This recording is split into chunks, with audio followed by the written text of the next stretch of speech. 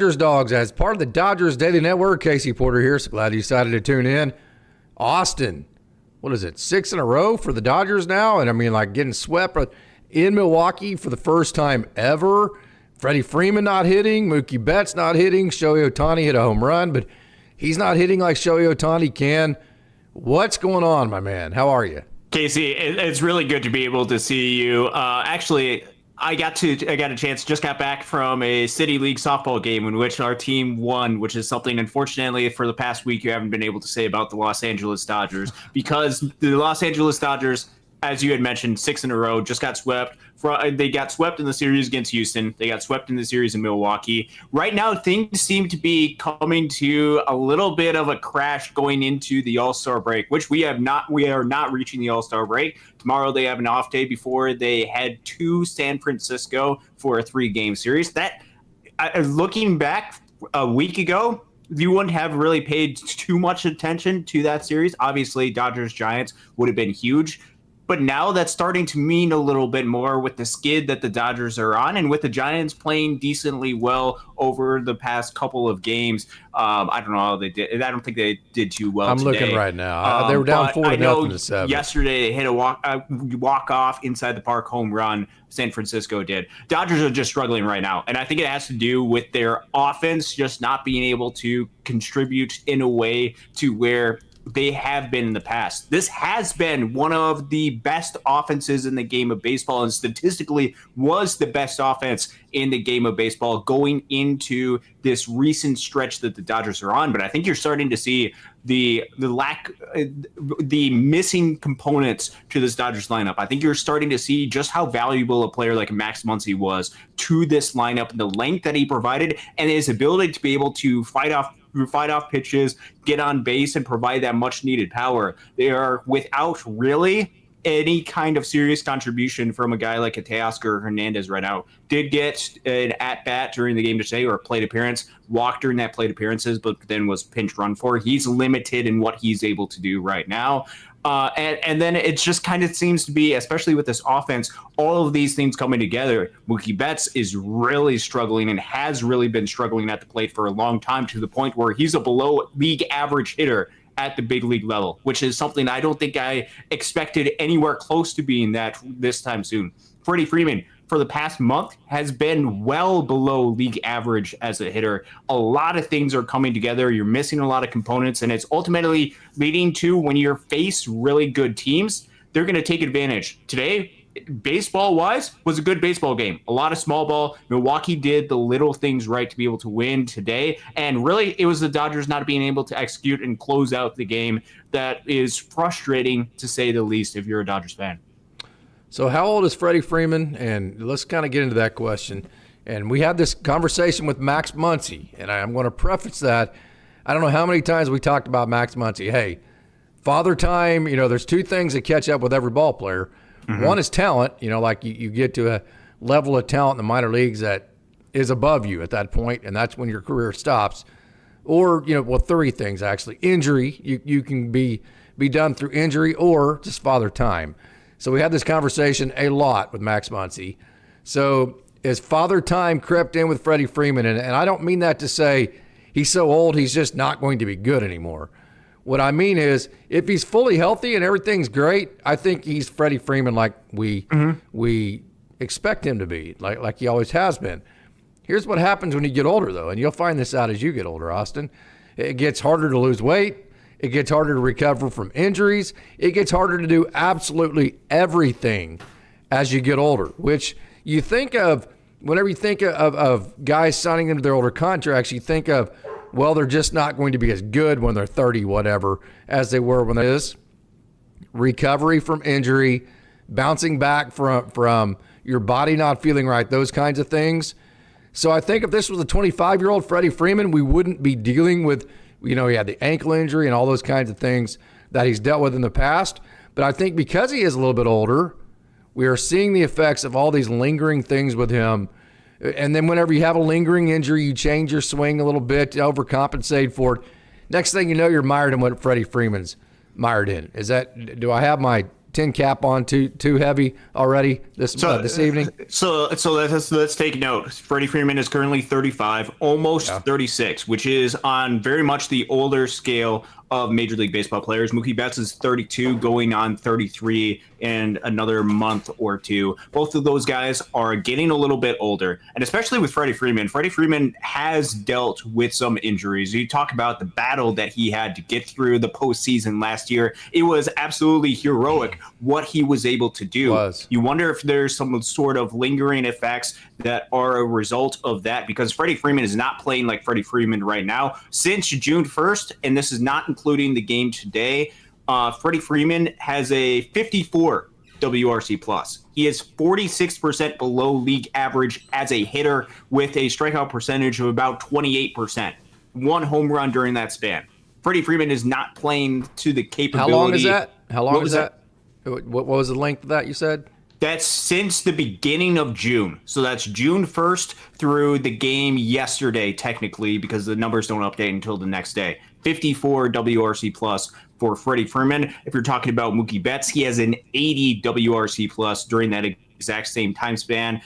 3 home runs for Mookie Betts during that period. So both of them have really been struggling. And this is actually one of the things that we had talked about going into this season as one of the areas of which we were looking at the most. We know that players, as they get older, start to decrease with their ability of what they're able to do, or at least most players. There's some Hall of Fame players, which certainly Mookie Betts and Freddie Freeman are Hall of Fame players, that typically stay pretty level to what they're able to do before things kind of slowly taper off. There's other players where it's a very dramatic drop off in their talent once they get on the other side of the aging curve. Others are a little bit more steady. And the question was how steep was going to be that drop off as these players start to get older. And I think a very serious question is this a natural decline because of the aging curve? Because this is what happens as players get older. And the extra games. And the extra games from the that happened during the playoffs, that which certainly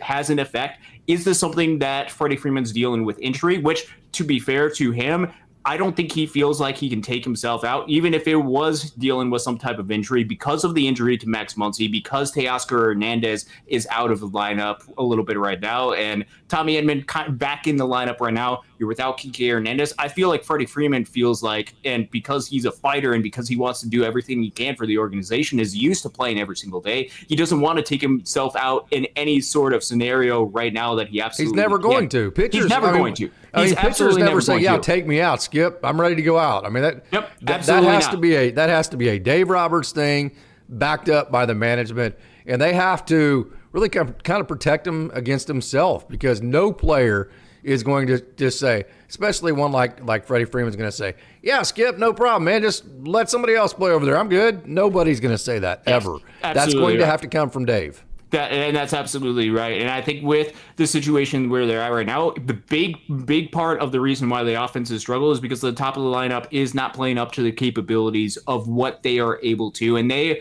are supposed to be the force that goes out there and helps produce a lot of runs, and they're not able to. This is not saying that Freddie Freeman is actually dealing with some type of injury, or that's the exact reason why things are going down. But it is very noteworthy that this is an extended stretch for him to where he is struggling quite a bit. And it brings up a lot of different questions as far as why this is the case. And it's either has to do with perhaps this is just one of those stretches during the course of the year during the game of baseball. This will happen to all players, including players like a Freddie Freeman, or typically happens to a lot of different players. But this is a little bit more of an extended stretch, which either means that perhaps some of the talent is regressing. This is just a bad stretch of baseball, or perhaps a little bit more is going on. It is frustrating because the Dodgers right now need Freddie Freeman to be there for the offense. They need Mookie Betts to be able to contribute, which Mookie Betts did have the sacrifice fly in the game today. They just were not able to close out the game.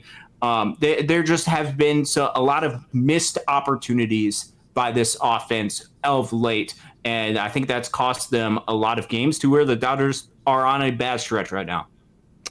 Would totally agree with that. And today was just extremely frustrating because it felt like, really, to be honest with you, everything went your way. You got the 3 big calls. You got the call on the James Outman check swing. You got two strikes that were called balls that led to a walk. You had everything going your way. Milwaukee had the Dodgers had every chance. I mean, they had runners on base everywhere, and it just seemed like this was a game that just a good Dodgers team that's playing just not great, just play good, and you win, and they didn't. I mean, so coming into today, it was like, well, the Brewers are hot, the Astros were hot, they threw Mizorowski, who was just incredible. I mean, like, everybody's still – and then their bullpen arms were amazing, which all that was true. Same with today.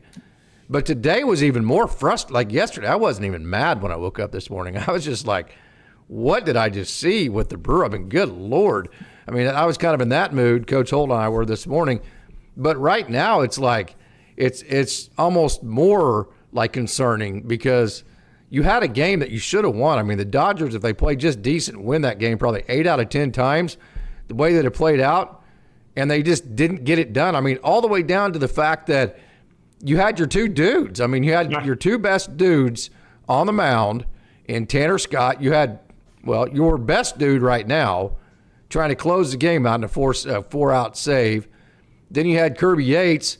You had your two dudes. You couldn't do it, and that just was a very frustrating, kind of alarming type situation. Great time for an off day.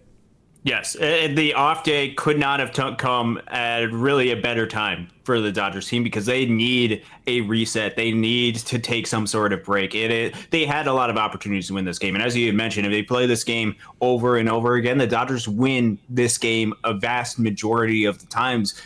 They just were not able to get it done. It's frustrating. I don't expect this to be the pattern that goes forward. This is a bad stretch for Dodgers baseball, but it's bringing up some things that perhaps maybe this team isn't quite completely there quite yet, which brings up to, okay, what exactly needs to be done to this team?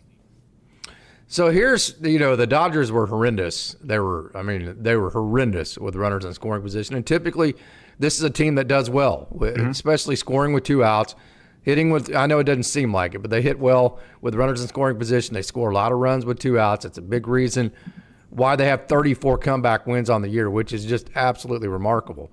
But in this series, they were horrendous. I mean, just that's why they lost today. That's why they snatched defeat from the jaws of victory. And so the reason why that is can go back to injury. So here's what I said on the show the other day.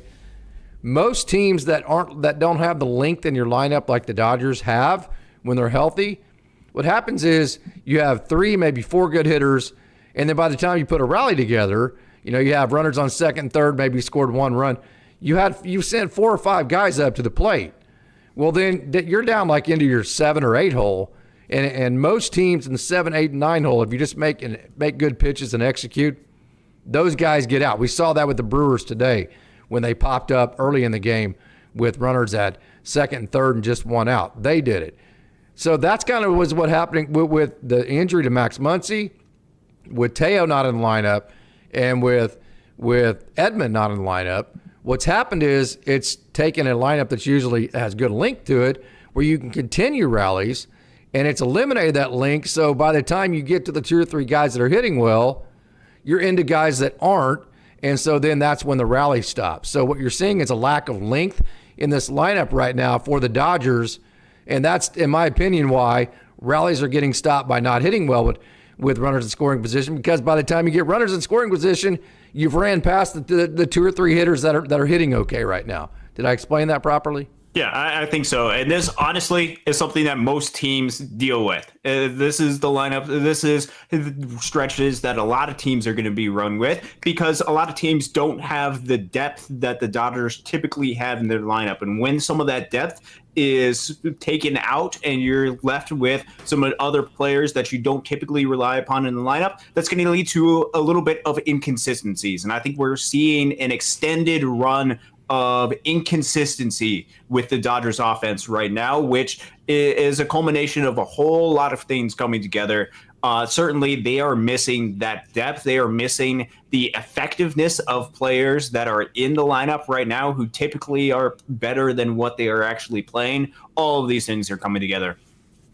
So who right now in the Dodgers lineup, and I bitch and moan about this, about being too boom or bust, I'm going to go on the opposite of that. I mean, there's not enough boom right now.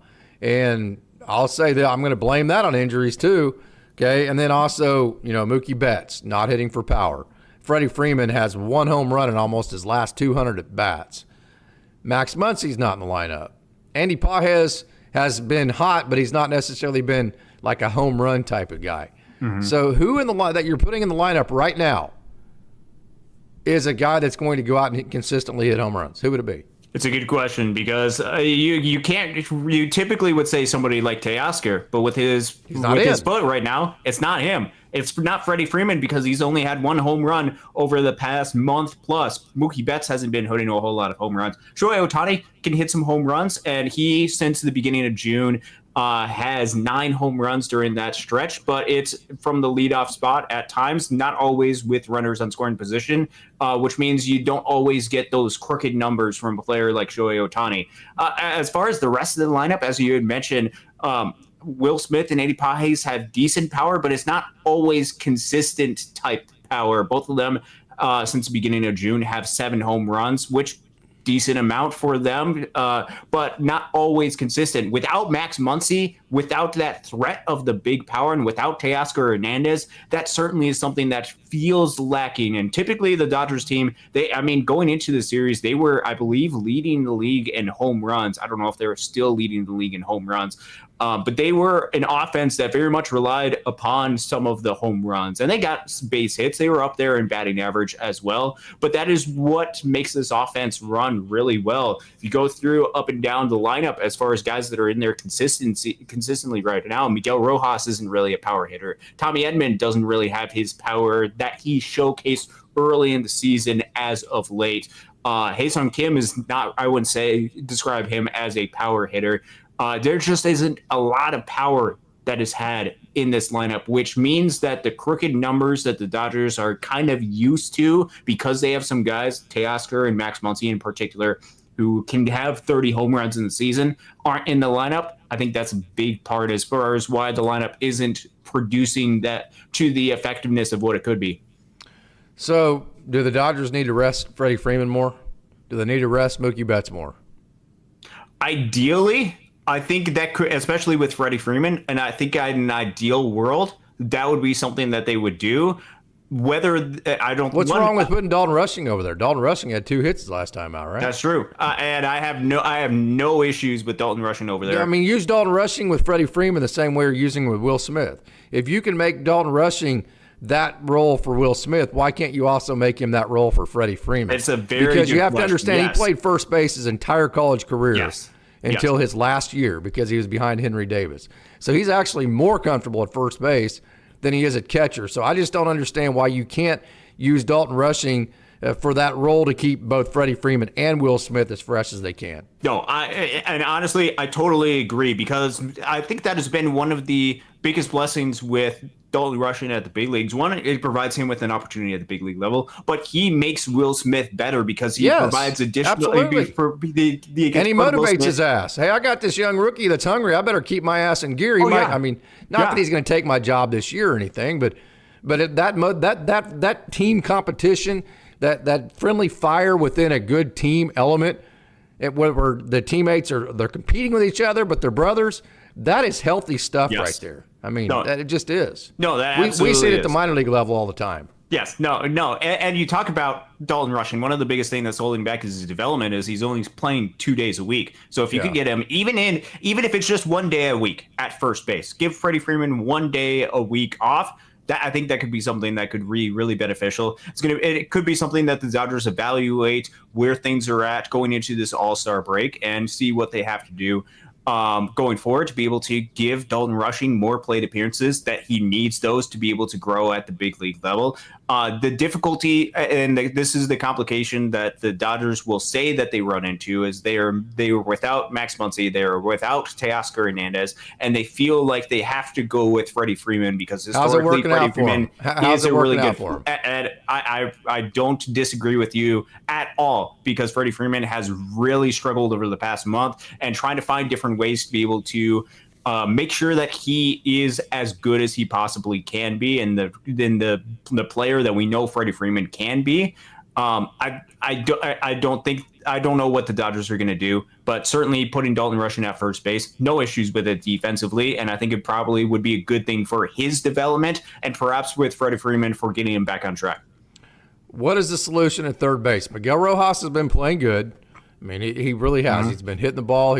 We saw this last year, though, and he did this last year whenever he played some shortstop, and you and I both were very clear he cannot be an everyday starter. No. It's not because he's not good in this and that, but whenever you see him in a limited role, you're seeing him being placed in positions in games that are advantageous for him, whether it be left-handed pitching or whatever it is that creates advantages for him. So the role player type situation puts him in advantageous situations. And then two, he's just not going to be able to stay healthy. And he might be able to stay in the lineup like Freddie Freeman's doing, but he's not going to be able to stay healthy enough. The way that he plays, like whenever Will Smith threw that ball in the dirt tonight, I mean, Miguel Rojas was willing to take a cleat in the face to try to stop that ball. That's what Miguel Rojas is. He's a gritty, he's just a grindy type player that will sell out, and he's always going to sell out to do what he has to do to help the team. But yet he's older now, and so by doing that and sliding and doing all these things, he's just not going to stay healthy enough to be totally effective if he's an everyday player. So what is the solution at third base, Austin? It's a really good question, and it is. So the news with Max Muncy being that it doesn't sound like he is going to be out for the entire season was good news for the Dodgers, because that means that they ideally would get Max Muncy back towards the end of the season, ready to go for the postseason. But you have this extended stretch where your third base is open. And we saw this last year with a lot of fill-in type options for the Dodgers to kind of cycle through. A lot of Kevin Biggio was there playing third base when Max Muncy was out. So Miguel Rojas, Kike Hernandez, there's a lot of different people. Right now with Kike Hernandez on the injured list, you're down with really two options, I believe. It's Miguel Rojas or it's Tommy Edman. Tommy Edman hasn't played a ton of third base recently or a ton throughout his career, but he's played some third base over the course of his career. And so you have Miguel Rojas and you have Tommy Edman until Kike Hernandez goes back. I think that's going to be the plan for them going into this upcoming series against the San Francisco Giants. You're going to rotate between those guys. And then it becomes the question of how much do you want to bet on Max Muncy in his effectiveness, being able to come back and be ready to go for the postseason? Or do you want to even look to see what sort of external options are out there? And honestly, with third base, there really isn't a whole lot of realistic external options. When we're talking about realistic external options, you're talking about, especially with the case where the Dodgers are at, when they have a Max Muncy, who I believe is going to get that club option next year because it's one of the most team-friendly, affordable deals out there for a third baseman. I believe Max Muncy, assuming he comes back healthy, is going to be a regular third baseman for the Los Angeles Dodgers next year.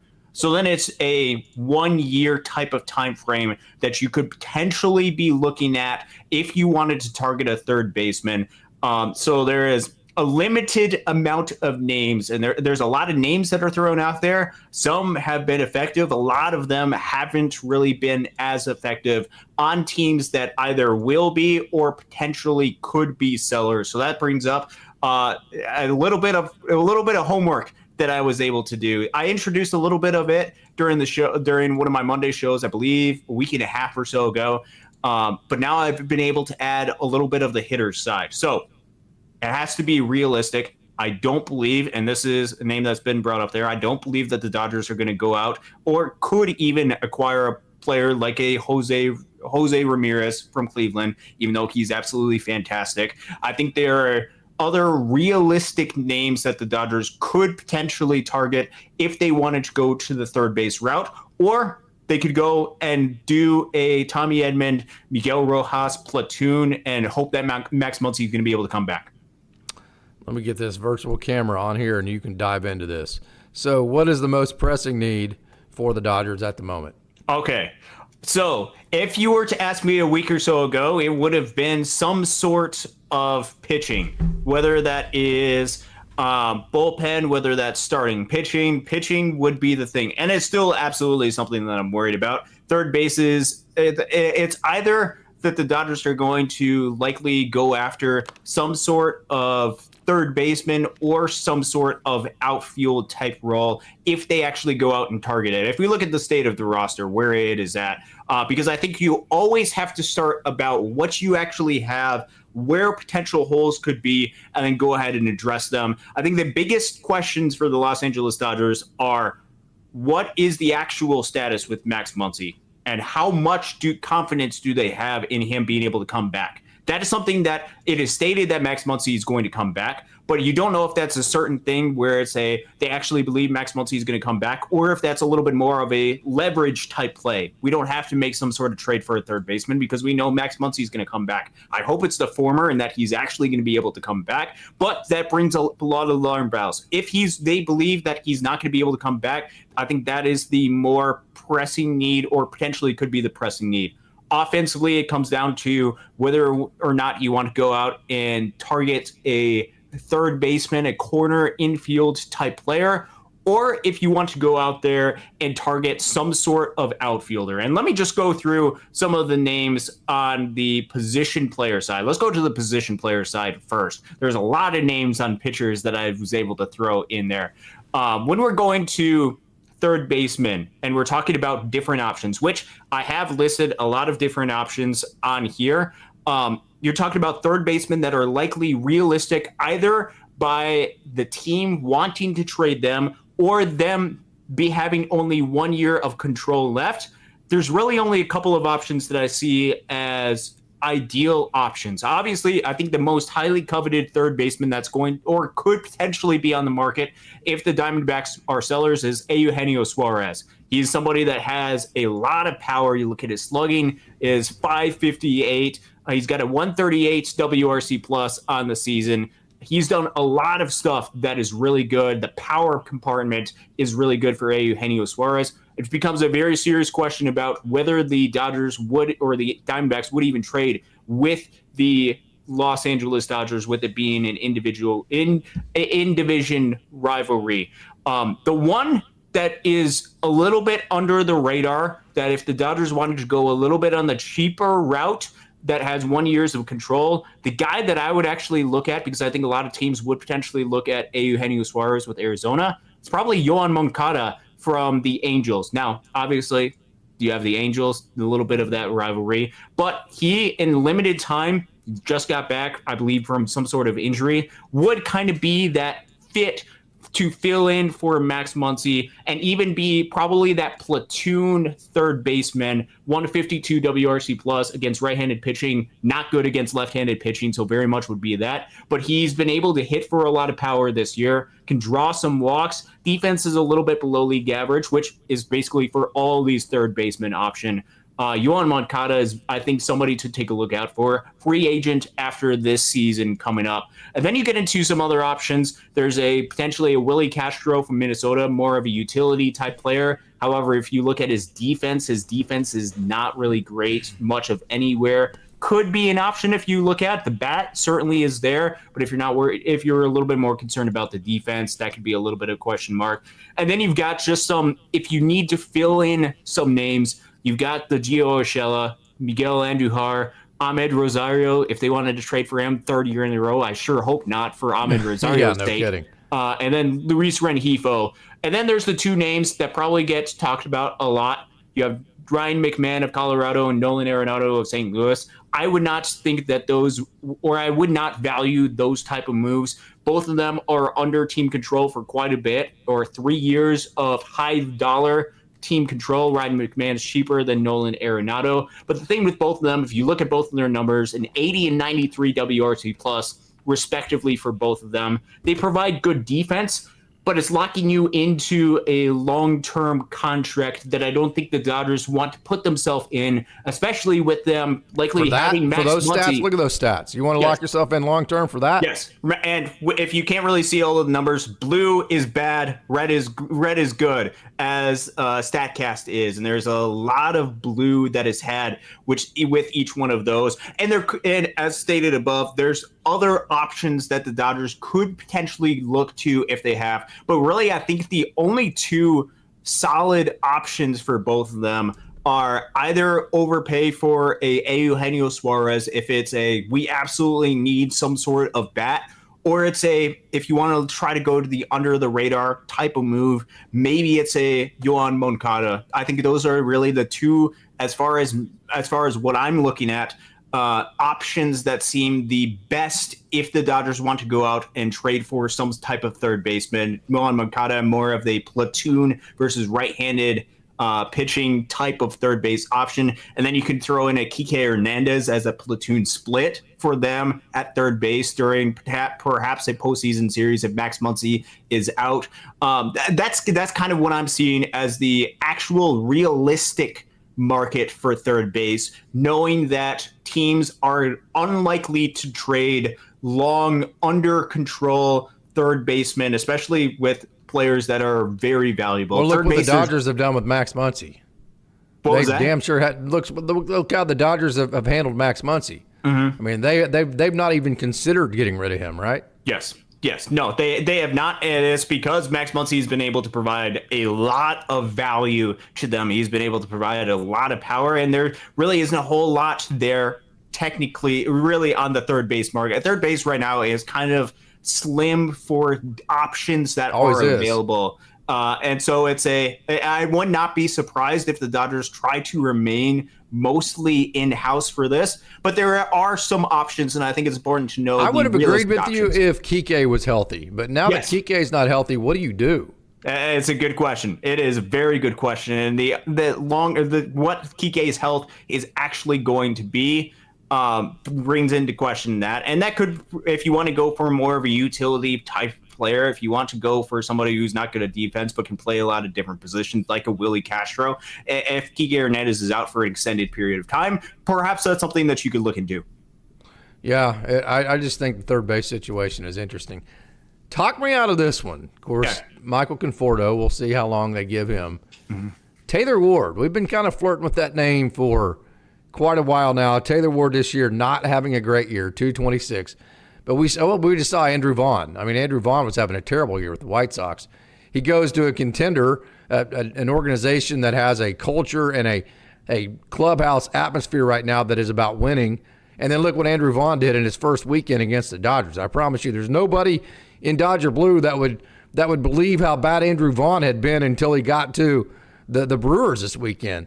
So if you look at these numbers and you say, well, Ryan McMahon's not having a good year, Nolan Arenado's not having a good year, you got to think a little bit 3D, man. You got to think a little bit like, okay, well, that's with teams that aren't great. I mean, you come to the Dodgers, you get into the excitement of a pennant race, you get into a clubhouse that expects to win every day.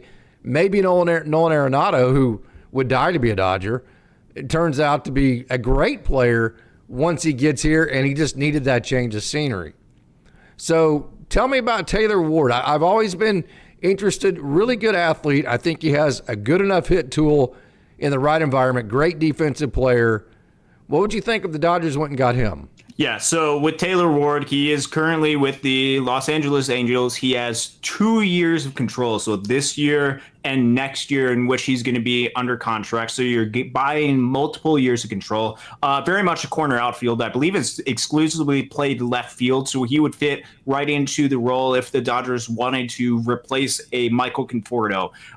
With Taylor Ward, he very much, the biggest thing on which he's going right is going to be when he's going to be able to hit for power. He has 472 slugging, which really pulls up his WRC plus to being above league average at 246 ISO, which is among the best as far as options that you could look at for potential guys to be available. Does not chase a whole lot of pitches when he's up in the batter's box. So defensively, he's kind of around league average as a defender, very much a corner outfield. He would not be the option if you wanted to, for example, next year, look at putting Andy Pages in some type of corner this wouldn't be the route that you would go, because you would have Taylor Ward for this year and next year. Obviously, Teoscar's on the team, and assuming Andy Pages is on the team as well, that would keep Andy Pages in center field. But he certainly could be an option if they're looking to add a little bit of power to this lineup.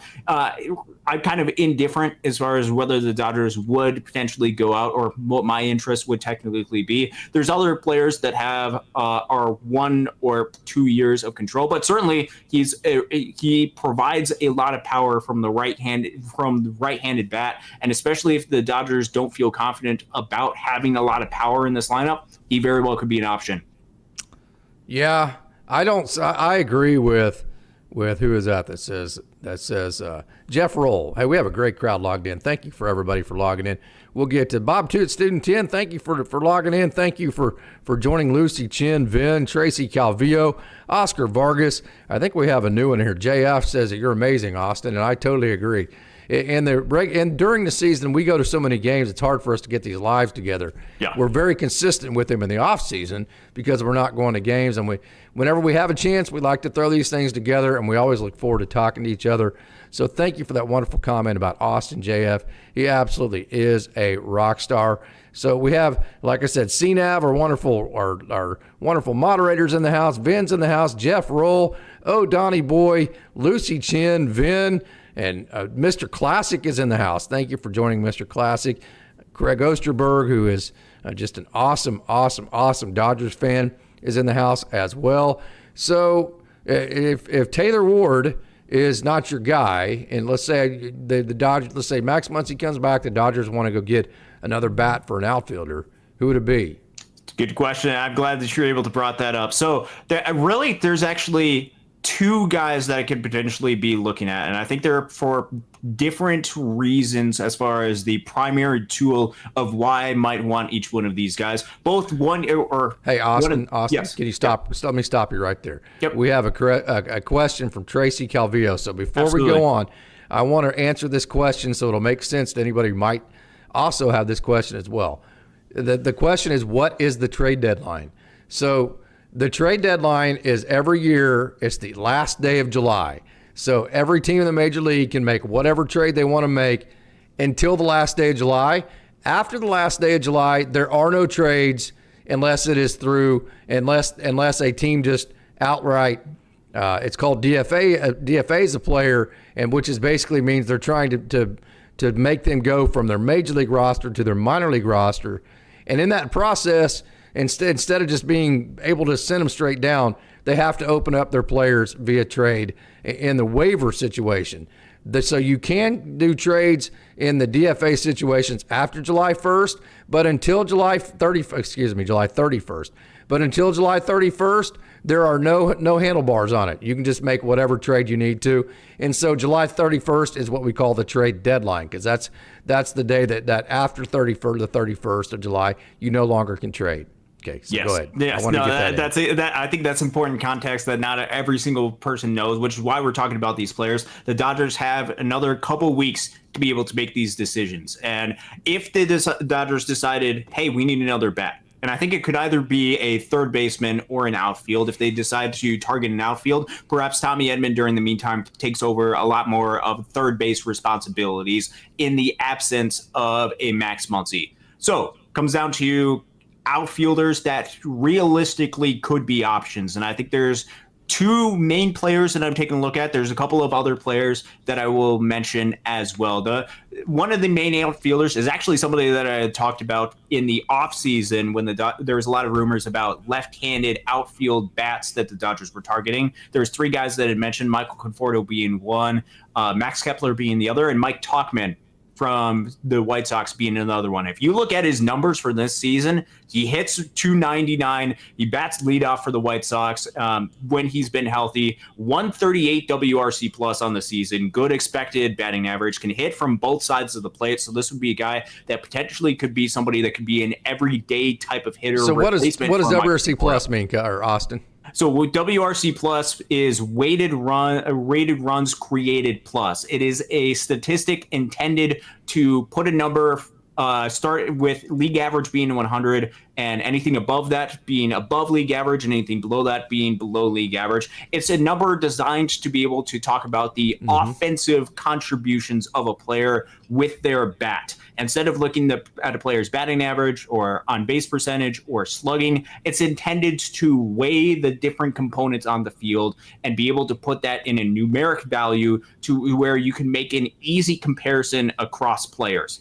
And so 138 is 38% above league average. Yes, it's 38% above league average, which is really, really good for an offensive player. Mike Tauchman has been a really solid hitter for him. Draws a lot of walks, doesn't chase a whole lot. So if you're looking for more of that gritty type of player, he very well could be one of those guys. During his 147 plate appearances going into the game today, he was a free agent this season. He was, I believe, not picked up by, I think it was San Francisco, signed with the White Sox. He does technically have another year of control next year, which could potentially raise up his price a little bit, especially with the with what he's been able to do offensively this season. But I think he could realistically be a guy that the Dodgers could go out target and could potentially be a bat for them next year, either on the field or a bench type bat, left-handed bench bat outfielder for them.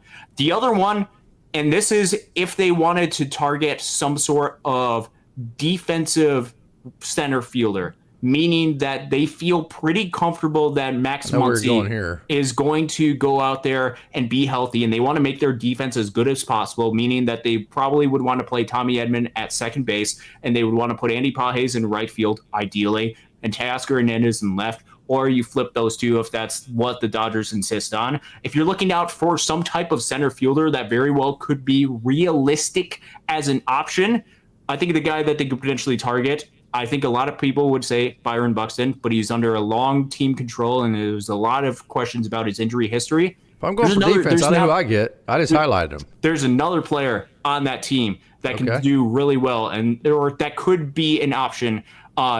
It seems to be somebody that a lot of teams type. You're killing me. You're killing me with suspense, Brubaker. It's Harrison Bader.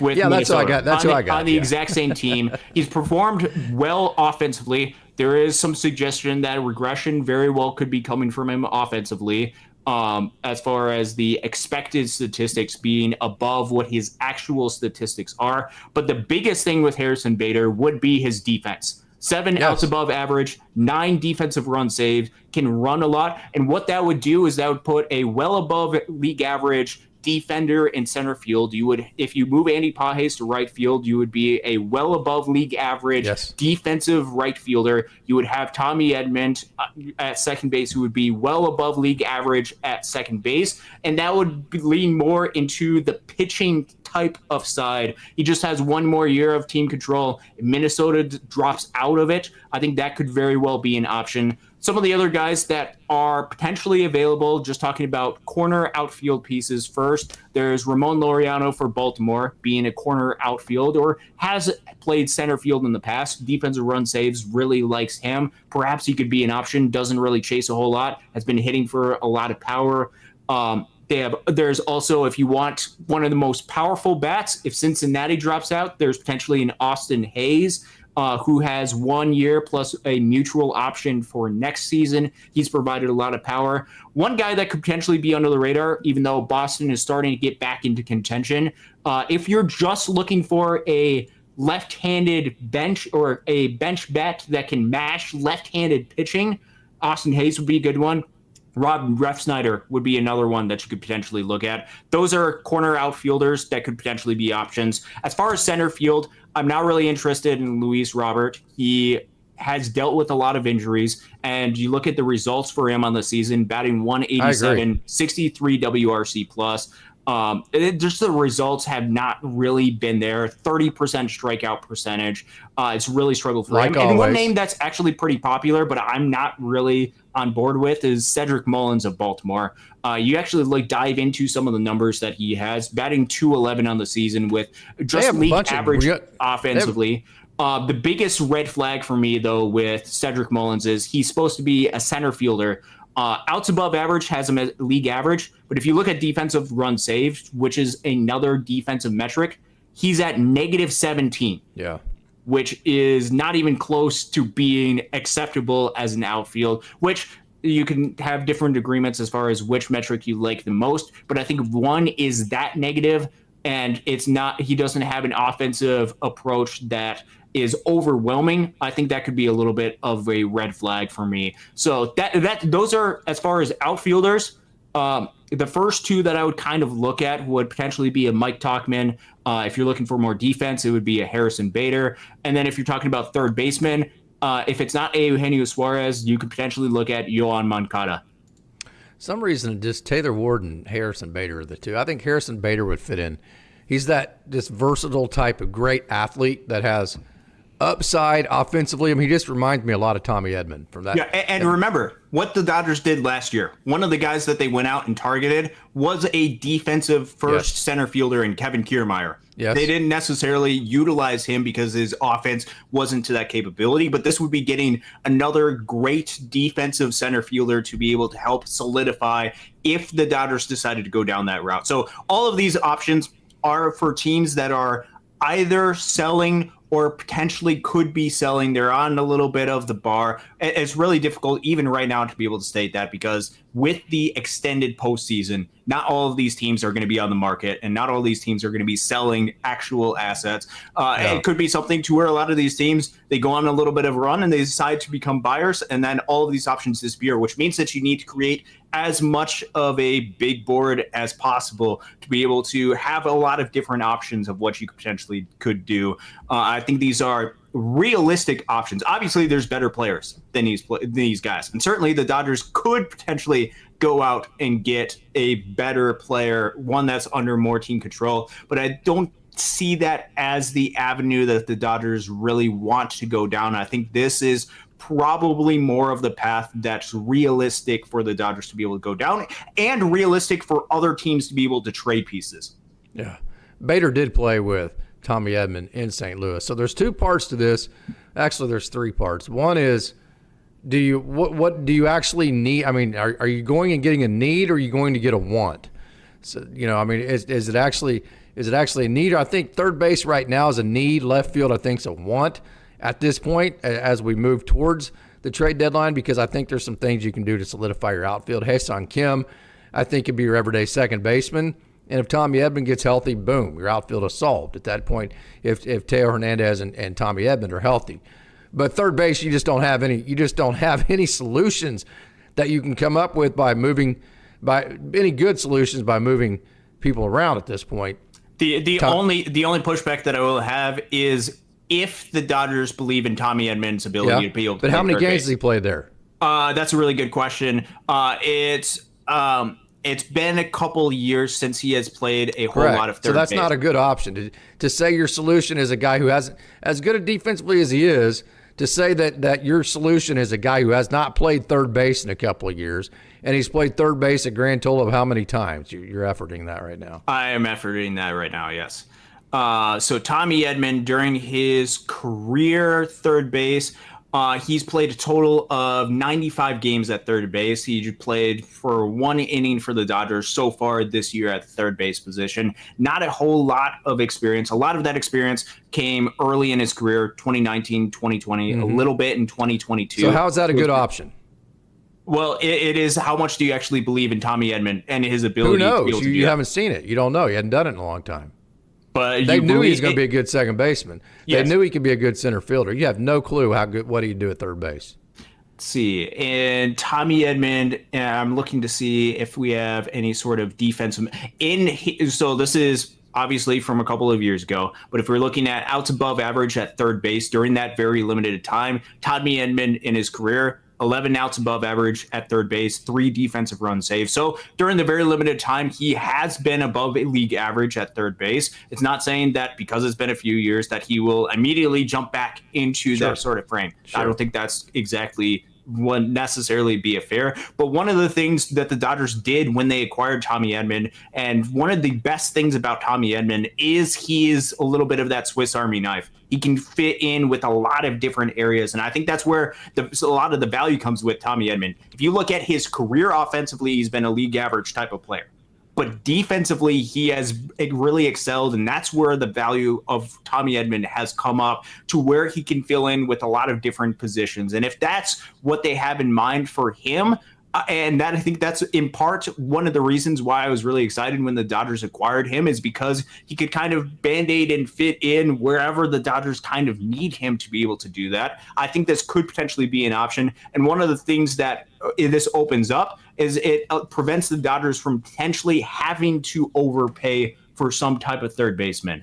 If you have this as some sort of option, because then you have an option of either targeting third baseman, which we've already went over. The market for good, solid third baseman, I think, is very limited, or some type of outfielder, which there could be an argument that, or there is, I think, better names during that market. So this is not to say that Tommy Edman is going to jump right in and be a really solid defensive third baseman. He has a little bit of experience there. So I think it is part of the plan for the Dodgers, to, especially right now without Kike Hernandez. I think it's just Miguel Rojas and Tommy Edman at third base. Mm-hmm. I think they're going to have to at some point, because I don't think Miguel Rojas can or should play third base every single day. Either make some sort of move or give Tommy Edman a little bit of experience and see what happens over the course of the next 2 weeks or so. You got to get him healthy, though. That's very true. Very true.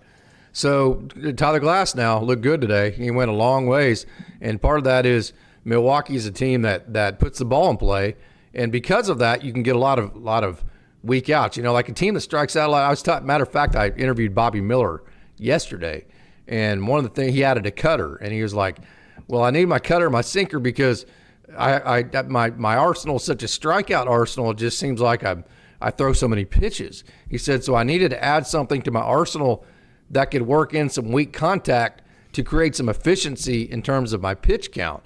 And so whenever you play a team like the Milwaukee Brewers, yes, they're pests because they don't strike out, but actually as a pitcher, it's kind of nice to throw to them because they do put the ball in play. So like if you're a strikeout pitcher, you have to execute 3, maybe 4, maybe 5 pitches if they foul off a couple. That's a lot to ask a pitcher to do, to execute 5 pitches in one at bat, which is why those high strikeout guys also walk a lot of guys, because they're being asked to execute so much because they're so swing and miss. Versus guys that create weak contact. If you're a guy that's pitching against the Milwaukee Brewers, all you got to do is make one good pitch. That one good pitch just misses the barrel. It creates weak contact, and then you have an out, and then you create efficiency. That's exactly what happened to Tyler Glass now today. And because of that, because Milwaukee puts the ball in play so much, because they swing the bat so much, he was able to stretch and give the Dodgers way more length than they were expecting out of him. So definitely 1,000% the silver lining. The silver lining for the whole weekend was the pitching, the starting pitching. Yes. Other than, let me get more specific. Was Tyler Glass now today, how well he pitched and his length, and then also Clayton Kershaw. Yeah. Yeah, very important distinction with that. No, having Tyler Glass now back and pitching at the major league level is a really big, important sign, because I think one of the questions that the Dodgers had, and one of the things that we're kind of waiting on, is what is the status of their starting pitchers? They were and kind of still are in a little bit of a wait and see mode as far as who's going to actually be healthy. And Tyler Glass now, with him being one of the big time starters for the Los Angeles Dodgers team, they need him in order to be successful throughout the course of this postseason, because you do not want the exact same scenario of what happened last year, in which you only had 3 starters throughout the course of the postseason. Was not the situation that the Dodgers wanted to put themselves in. So having Tyler Glass now back, having him find a way to be able to be effective, which I know that the rehab starts didn't always go exactly how he had wanted, but to have a little bit of success against Milwaukee Brewers lineup, I think was a really good positive sign. And you hope that he's able to continue to go through this, and that we continue to see more good signs with the starting pitching. Starting pitching is one of the most expensive assets to be able to go out and get, because it seems like every single team it's going out there and getting pitching. And if you need a starter, man, that's going to be really expensive, especially with what we've seen at trade deadlines past, which is something that the Dodgers want to try to avoid if they at all can. So if Tyler Glass now is out there healthy, I think that takes off one less thing that the Dodgers, or one less thing that they have to worry about to a great deal. Tyler Glasnow, I think that absolutely was a silver lining of today's game. Yeah, Jeff Roll makes a comment here. Is it me, or does it seem like Tanner Scott could care less how he pitches? Never any fire, any emotion. Usually, to me, how he comes off, just looking at his expressions on his face, is like he's not comfortable and that he's not confident. So a lot of times when you're not confident or comfortable, whatever the reason may be, it kind of comes off as looking lethargic because it's like you're just kind of in that haze. I'm not saying that's the case. That's just kind of the vibes I get from him. So that was kind of not kind. It was very disappointing because you just felt like the Dodgers needed to win today, just to going on the road, San Francisco, day off, that kind of thing. So the best way to make your bullpen better, you want to know what it is, Austin? I love asking these rhetorical questions. What's that? The fastest way, I should say, to improving your bullpen. What's that? Improve your starting rotation. Because if you improve your starting rotation and they're giving you consistently 6-7 innings every time they go out, that absolutely is the fastest, most efficient, and best way to clean up your bullpen, 100%. So whatever the Dodgers do, you can say, hey, we need a bullpen arm. Hey, Tanner Scott gave up the save today, this and that, and I'm not going to disagree with any of that. Hey, we need to high leverage this. We need to high leverage. What you actually need is you need a starting rotation that creates consistency and then also length to where Dave's not always trying to scramble with his bullpen. And that goes back to my original statement at the beginning of the show. Why today was so disappointing was because you weren't in a scramble. You had all of your dudes lined up. You had the game in hand. You had the lead, and you still didn't win it.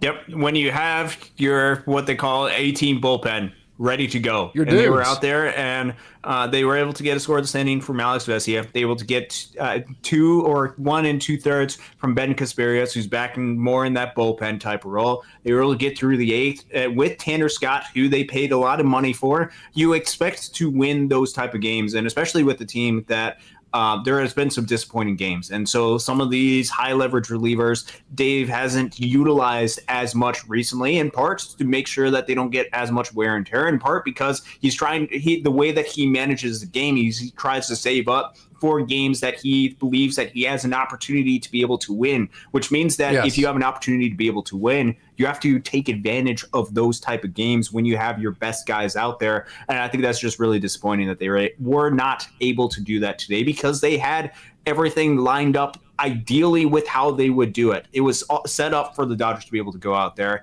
and they just weren't able to do that. That's going to happen through the course of the season. It does not make it any less disappointing. With the starting pitching this season, they have, and this has been talked about a lot, they've given the Dodgers, I believe, or the bullpen innings that the Dodgers have had to pitch this season have been among or at the very top of Major League Baseball. So I think being able to provide some sort of consistency and length from the starting pitching is just going to do a lot for this bullpen, who now is going to be without Michael Kopech, not just for a short period of time, but an extended period of time. He was just added to the 60-day injured list to make room for a Tyler Glasnow. I believe they're still hopeful that he's going to be able to make it back by the end of the season, but now that's one less of an Evan Phillips, and potentially very much a question mark of what you're going to get from a Michael Kopech going forward this season. So let me open up who they brought up. Alexis Diaz. Let's get to him. Let's throw him up on the board here and take a look at him. Can you get up his stats from his time at AAA Oklahoma City? Actually, yes, they have been. I will just make one note. I believe they optioned him back down just recently in order to make room for some other guys. So this is not somebody that is currently on the active roster, but will be part of this club going forward, and very well could be an option for a high leverage reliever if he's able to get back to who he was beforehand. Yes. So if you can open up the Dodgers statistics, pitching statistics, is Alex Vesia the best bullpen arm the Dodgers have? So looking at some of the bullpen statistics for some of the bullpen arms, Alex Vesia, 2.68 ERA on the season. He's been able to get a lot of different strikeouts, 35%. He's certainly somebody that I feel comfortable with. Tanner Scott, this is prior to the game today. Tanner Scott had a 3.76 ERA. I believe that got raised up to a 3.86 or something like that. Not good for your closer. It hasn't been the results that he's looking for, which is bizarre because a lot of the underlying metrics with the strikeouts and the walks have been really solid for him. So among some of the better numbers of his career, he just hasn't been able to. When the ball is put in play, it seems like it's finding ways to get base hits, which you saw with Milwaukee. They were able to find ways to be able to get base hits, or it's like what happened during the previous outing where he gave up a couple of home runs during it. Kirby Yates hasn't been exactly who we thought exactly he was going to be, entering the game today with a 3.95 ERA. Still really good amount of strikeouts. Not a ton of walks for Kirby Yates, but just not the results that you are looking for with him. And then it comes down to other options. You have a Jack Schreier who's been really good out of the bullpen, 3.09 ERA for him. Ben Kasparius, I think, is back in the bullpen. If we remember how good Ben Kasparius was during the role that he was early in the season, he was really, really solid. But then you have some other guys. Anthony Banda, 3.95 ERA on the season, has given up a decent amount of walks. And then Lou Trevino, 3.09 ERA on the season, which is really solid. Some of the underlying metrics aren't necessarily as good, but he's kind of the fill-in guy right now. So the bullpen, without Tanner Scott and Kirby Yates being as dominant as they should be, and as some of the underlying metrics suggest that they should be, becomes a little bit more shallow, especially if you can't rely upon them. Alex Vesia certainly, I think, is reliable, and Jack Schreier has certainly done a lot to make a statement that he is reliable. And if Ben Kasparius can be as effective as he was early in the season, he can be reliable. But it comes a question, especially with the guys that you know that you have, whether they're going to be reliable. I believe Blake Trinan is working his way back, so he very well could be added to this mix of the Dodgers bullpen. But we'll see what happens. Okay, so let me ask you, let me put my lawyer hat on and ask you in a different way. If the World Series Game 7 was in an hour from now and you had to put somebody out there to get the last 3 outs, and the only guys you had to choose from were the ones that the Dodgers have right now this very second, who would it be? Right now, this very second, by the way that they're playing, Alex Vesia. Yep, that's what I'm saying. Yep. What does that tell you, though? I mean, Alex Vesia's been great, but he's like plan C or D to be the last 3 out type of guy. Yep. So either guys aren't performing or they're not healthy. So we actually had a comment on David Bodie. David Bodie is still under contract with the Dodgers, but he's on the restricted list, so he's not able to play. So he is on the Oklahoma City Comets roster, but he is on the restricted list. So, hey, do you have any more concerns or anything else that you think that we need to cover about the LA Dodgers? I got some guys I want to get to down on the farm and talk about some of the prospects. Yeah, so just overall, obviously this stretch is very disconcerting if you're a Dodgers fan, but it's also important to know that this is stretches that just about most teams are, if you look across the league, go throughout the season. I still believe in the Los Angeles Dodgers and what they're able to do. It's going to be yes. Yeah, it's going to be with the pitching, and as far as the actual needs of what they have, it's going to be fascinating to be able to see how the Dodgers actually target, because there's a lot of different options that they could go to from the pitching side, and especially with question marks without an Evan Phillips and potentially without a Michael Kopech, perhaps you could look for another right-handed reliever if you wanted to go down that route to be able to replace one of those guys. It's not necessarily something that the Dodgers have to do, but it very well could be something, especially if you don't want to rely upon, okay, from here on out, everybody's going to remain healthy. I don't know if that for the Los Angeles Dodgers is going to be a pretty good bet, because if you date back to last season, they were expecting Tyler Glasnow be able to go for them in the postseason, and he got hurt before the postseason actually starts. So I think the Dodgers are going to be more active than what they actually anticipated on being. I don't know if it's going to be the biggest type of moves. I think you might have to be a little bit more realistic in what you're thinking about.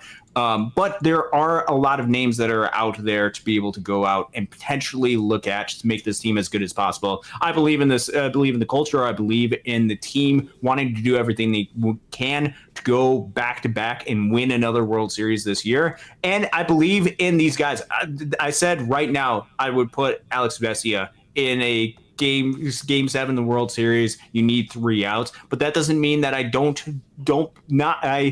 don't believe that Tanner Scott can't get to that place. I believe that Tanner Scott very well could get to that place. And there was a stretch, an extended period of stretch where Tanner Scott looked really good for the Los Angeles Dodgers. So I still believe in the team. I still believe in these players. And I believe a lot of the direction that the organization is doing to try to get every single player ready that they want to go for October. And I think that's the direction of where we are headed. And so we'll see what they're able to do to be able to put this stretch behind them. Very good that an off day is coming up tomorrow, though. This is Eduardo Quintero here, seeing here. You're getting ready. You're going to see him before too long. Jose Ramos just got called up to AAA Oklahoma City. Guess what that does, Austin? That opens up a roster spot at Tulsa for maybe a Josue De Paula or a Zaire Hope, which then would then open up a roster spot in Great Lakes for maybe an Eduardo Quintero, which is going to be really fun for you because this dude is awesome. He's one of the fastest guys in the minor leagues. He has 1 million stolen bases. I think the only one who has more stolen bases than him in all the Cal League is his teammate Jaron Elkins. And then he also leads the league in home runs at 14. And so last night he hit a home run, which was his 14th of the year. I think it's 14th. Don't exactly. Yeah, it's 14th. Yeah. 14. He hit a home run last night. Do you know how many stolen bases he has, Austin? Do you have that in front of you? Yeah, he has 33 stolen bases this season. Does that lead the Cal League? I will check that in just a second. It is quite a bit. It at least is a very good, especially with the power that he has. Yeah, no, it's absolutely ridiculous what he's been able to do this season. And so then last night he hit a home run, first at bat, then he did this right here. In the air, you're out. Go home. You're out. How about that, huh? Eduardo Quintero, he is super, super impressive. Anything you wanted to say about him? Yeah, so it does not lead the Cal League. There's 2 players that have more than him. Actually, his teammate Jaron Elkins has more stolen bases in the Cal League at 43 than Eduardo Quintero does, and there's a player from Oakland as well. And Eduardo Quintero has been statistically one of the best players in all of minor league baseball, and that's not an exaggeration. He is currently number 2 behind fellow Dodgers prospect Mike Sirota in all of minor league baseball in weighted runs above average, which is a component inside of WRC Plus that's cumulative, that takes into account the course of the season that he's been able to have. And if you don't want to go based off of that, he's batting .304 with a .418 on base percentage, .548 slugging with a .159 WRC Plus from a player that can steal 33 bases at a little over the halfway point on the season and play. I'm so excited to be able to see this guy go out there and play some baseball. He's played a lot of center field for Rancho. He's played a little bit of right field as well. To have this type of player with these type of potential tools around him is something that you do not see often. Eduardo Quintero has been one of the best hitters in all of minor league baseball, and whenever they decided to call him up to Great Lakes, which will be at some point pretty soon, I couldn't be more excited about it. All right, I got 8 minutes to go through all of these guys here. This is a young man that the Dodgers, remember Brian Hudson, who the Dodgers traded to Milwaukee, and he just went off for Milwaukee. He was great. Well, the return for him was this guy right here, Justin Chambers, who is just a 20-year-old. He was drafted in the 20th round. He's about 90 to 93. But those angles and that slider right there are awesome. Justin Chambers made his affiliated debut. He got traded. He had Tommy John surgery, and he just got ramped up to be able to go to an affiliate. He got his debut with an affiliate and his first win as a professional yesterday. How about that? How about that? To be able to do both of those, man, that's so cool for Justin Chambers, for somebody that the name should sound or could sound familiar because of the trade that the Dodgers make. Sometimes it takes a little bit, and especially it takes a little bit for these guys, especially that are younger, to be able to come up and debut. But yesterday was a really good outing for him. No runs given up during his 2 innings pitched. I'm excited to see what he's able to do going forward. Okay, another guy that had a great outing last night. I know you really like him. Wyatt Crowell. Look at that dirty breaking ball. Wow. Dive into him.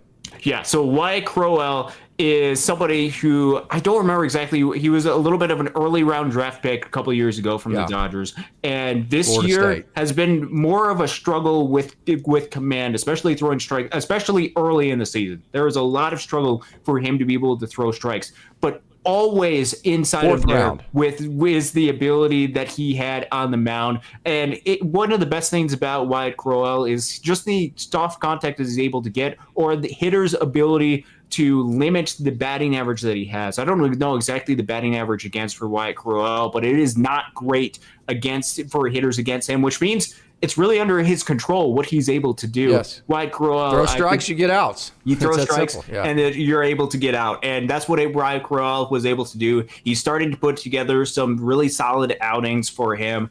And I think you can start to see his confidence start to grow as he gets back out there on the mound. I'm really excited to see Wyatt Crowell and his continued growth, because there is an incredibly talented pitcher in that arm. All right, I got 5 minutes. We're counting this down. Cameron Decker, my Dodgers dogs are telling me they are ready for Daddy to take them on a WOK. I can't say it out loud. I got to spell it. Cameron Decker, he just got back off the hamate bone injury. Unbelievably talented. Talk about him. Man, I can't say enough about Cameron Decker and what he's been able to do. So just to let you guys know, during the game on Sunday, which if the Loons won that one, they won the series against what has been one of, if not the very best team in all of minor league baseball, in that being the West Michigan Whitecaps this year. Cameron Decker comes up and hits a 2-run home run during that tie game to give the Loons the lead. They end up winning by 2 runs because of Cameron Decker hitting a bomb onto Buttle Street. Do you fast forward to Tuesday, the next game that the Loons play? They're down by 2. And Cameron Decker comes up, and the power that we had talked about during the offseason, I believe you had a chance to be able to interview him and talk a little bit about this. The power was in there, and it was in there again because the Loons were down 2-0. Cameron Decker hits a bomb to give the Loons the lead, and they did not let go of that lead during what is a really big series early in the second half against the Lansing Lugnuts. Cameron Decker single-handedly gave the Loons 2 wins with his power. I'm so excited to be able to see the progression he has, because the power is legit in Cameron Decker. Seems like just yesterday, Noah Miller is playing shortstop for your Great Lakes Loons, Austin. He's all the way up to AAA Oklahoma City, just got there. Hit a big home run last night. The Comets only had 2 hits. He had one of them, and it was a home run. We know about the Gold Glove caliber defense at shortstop, but the bat, he's hitting over 300. Noah Miller, last guy we're going to talk about. We've got 4 minutes, Austin. Yeah, so Noah Miller is defensively, there's nothing else that he can possibly prove, because he's one of the best defensive shortstops in minor league baseball. He's just so smooth with what he's able to do. I believe the other day he made a absolutely ridiculous play at the shortstop position. I think I saw some sort of highlight with that. But he's so sure-handed at shortstop. And the question remains, what is he going to be able to do and provide offensively at the plate? And I think there are some underrated tools that Noah Miller can be able to provide. And especially if he's able to hit for just a little bit of power, I think that's going to add a lot to the skill set that Noah Miller has. And if he's able to produce at the plate, he's going to be a very valuable player at the big league level because of how good the defense is. It is, especially as now he's at Oklahoma City. I'm so excited to be able to see how he's going to be able to continue to progress and to see if that offense is able to continue to click during his time in Oklahoma City, which is just 15 plate appearances, batting .333 during that time. Was hitting .291 in Tulsa during his time in Tulsa when he returned back from being injured at the start of the season. So if Noah Miller can go out there and hit, he's going to be a very valuable asset for the Dodgers or for whatever team has him. All right, we got 1 minute, Austin. This is our 1 minute to finish things up, because I got 2 Dodgers dogs that are just begging me to get done with this thing. Yeah, Here, Bob Martin, you want to show everybody? Yes. Come here. All right, go ahead. Yeah, no, Casey, it's always great to be able to do these shows, even if it's after a 6-game losing streak for the Dodgers. Really good that the Dodgers get an off day tomorrow. Very much needed. I'm excited to see what they're able to do against the Giants, and then into this All-Star break, very much coming as at an opportune time for them. Hopefully, they don't limp into this, but if it becomes very much a need, I think it's important to look at the realistic options, which we talked about outfielders. I talked a little bit about some of the pitching options during the show. About a week and a half ago. I believe I should be able to do the show on Monday, so we'll dive into some more of these trade ideas. Curious what you guys think as far as different trade ideas. Yeah, leave a comment. You potentially would want to do. Comment down below in the actual comment in the video, and I'm sure that could lead to a lot of really good discussions because the Dodgers team certainly, I don't think right now is complete, in part because of the injuries that are happening. But I still think they have as good of a chance to be able to win a World Series as any team has in the game of baseball. Easy. And the system is still developing. Houston's getting ready to get swept. I mean, it is what it is. Yeah, absolutely. I'm excited. I get to go to Great Lakes. I'll be there Thursday through Saturday, which tomorrow I believe is a doubleheader now because the game got rained out. So there's 4 games that I'll be able to go to this week. I couldn't be more excited about it. Fantastic. Hey, for all you Dodgers dogs out there, we've had a wonderful crowd today. Thank you for all your wonderful interaction. This is absolutely the best baseball community on earth. Not the biggest, but the best, no doubt about it. So until next time, which will be tomorrow morning with Mark Watkins, I think we're going to try to go live. Again, we're going to try to do as many live shows as we can while summer's in session and I have time. Until then, I want to thank you for tuning in and remind you, as always, it's a great day to be a Dodger.